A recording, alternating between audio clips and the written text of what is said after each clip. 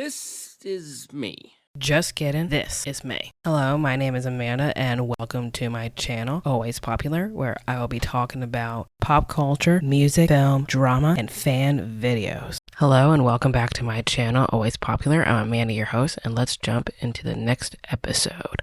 So previously in my past episode, I mentioned who could be considered iconic from the early 2000s.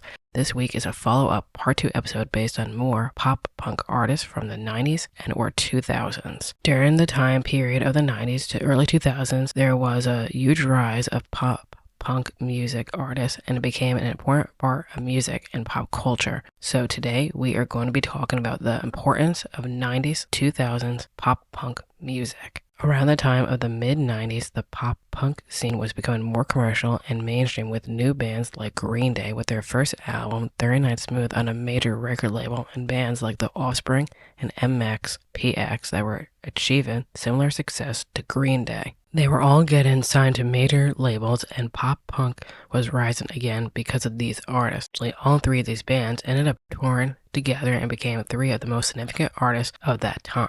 Also in the early 90s, the new wave of pop-punk music started, and since it was new, it wasn't successful right off the bat. It wasn't familiar or popular to anyone. Most bands had to have their own approach and do music their own way, or similar to what other hardcore artists were doing.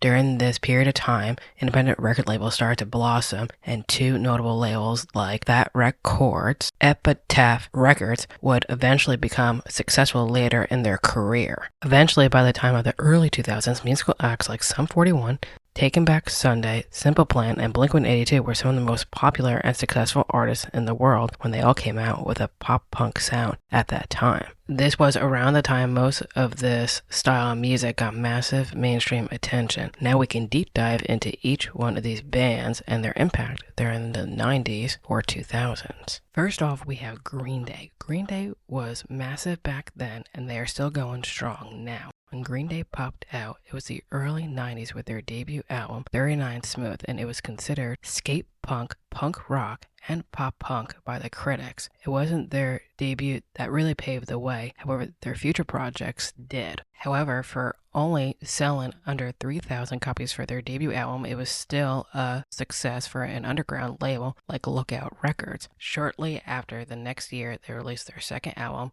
Kerplunk, and the album ended up selling 10,000 copies the first day of release. While they were touring and building their fan base, eventually they caught the attention of Reprise Records, and the label's producer, Robert Calvillo, was the only person that they could talk to.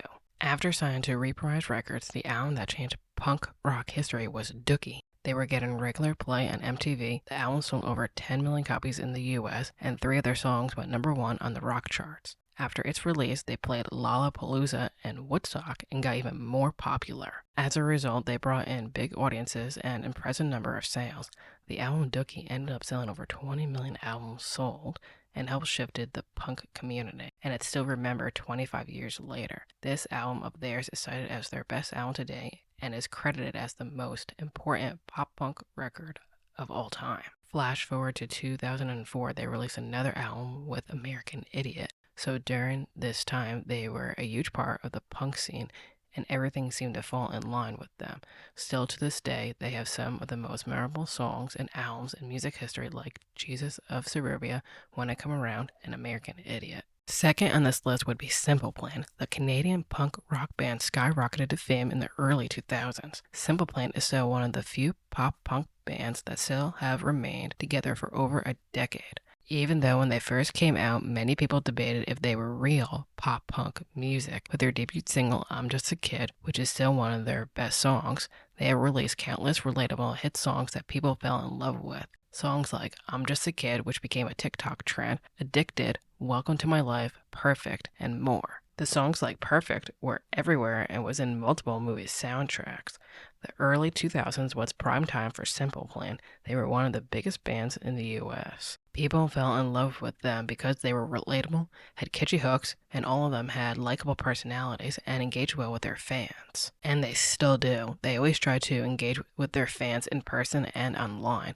I feel that the one reason why they are still successful today is because of their fan engagement. They don't ever come off as big-headed rock stars, they just come off as normal people. Their debut album, No Pets, No Helmets, Just Balls, is also considered one of the several albums to be considered a pop-punk classic album and is probably one of the biggest albums at that time. The album is more than 20 years old and it's a huge accomplishment that it's still talked about, especially after the lead singer Perry said pop punk was just beginning after many people doubted the pop punk scene years ago and thought it was going to die out. I guess Simple Plan really predicted their song Iconic with One Day You're Going to See the Best of Me. Also during this time period, you had not just the kings of pop-punk music, you needed a queen as well. During this time, Avril Lavigne became that pop-punk queen of this generation, also known as the motherfucking princess, even though she's not considered a pop-punk when she went full-blown pop with hits like Girlfriend and When You're Gone. Her album, The Best Damn Thing, got praised for her transition from her previous sound of pop-punk to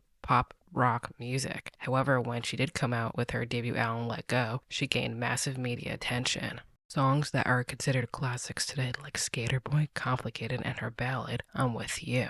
She was quickly labeled as the anti-Britney mainly because of going against the grain. Her second album, Under My Skin, helped her gain even more commercial success with songs like Nobody's Home and My Happy Ending. She quickly became an important figure in the pop punk scene and is credited as a pop punk queen by many critics. Her debut album became the best-selling album of the 21st century by a Canadian artist, and she is responsible for paving the way for female-driven pop punk music since the early 2000s. She is a key figure in the pop punk music scene, and without Avril, you wouldn't have people in this generation today like Billie Eilish or Olivia Rodrigo.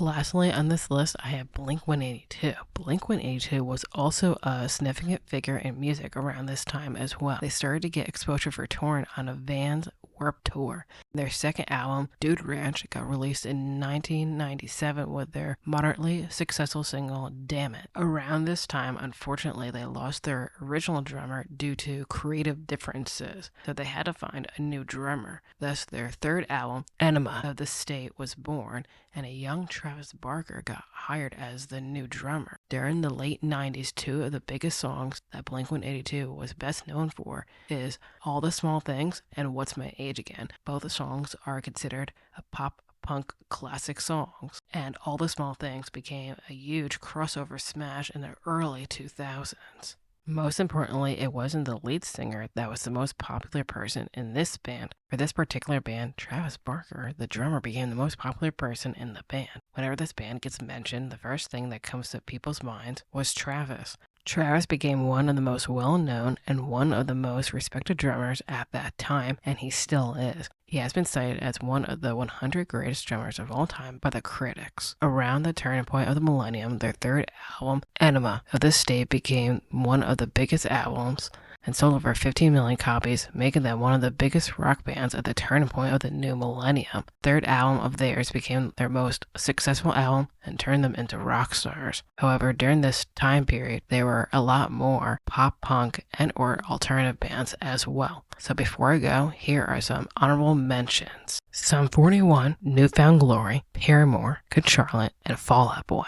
Once again, thanks for watching and listening, and you'll hear me in the next episode.